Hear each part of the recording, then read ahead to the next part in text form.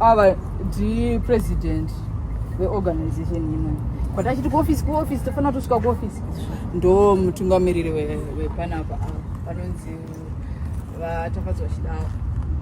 Then ava vari kumasure kwedu ava vamwe vepano futi vatinoshanda navo panapa tunoita zvediscipline yevana zvekugadzirisa unhu hwevana.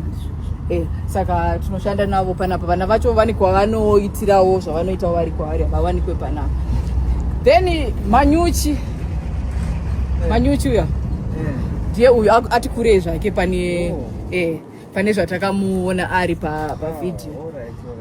Manyuchi ava ndo president vematrix but handiti tambotaura kuti ivo hatisi kutora kuno tangouya kuti tiwane kungobatsirana nezveupenyu. Ava ndo mama ndautaura ndi then ava handakuziva ndisisi vamanyuchi ava ndi mairas munovaziva.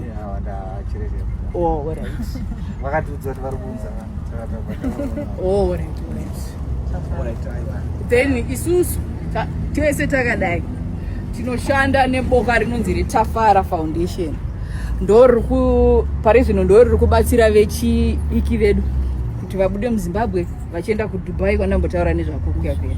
Saka vanotsvagirwa basa, votsvagirwa pekugara, chake iye kubereka bhegi rake rine tauro, sipo netuhembe twake, mundege akaenda.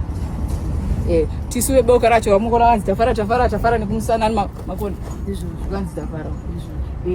Tingori vamwe but vanozoita zvekuti vanhu vakwire ndege vachienda Dubai tisu ava nezvitsvuku ava. Maofisi acho ndo anaya ari kuruwa kuno mainzwi there.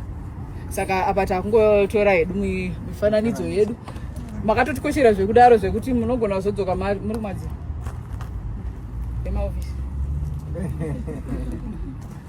All right. So I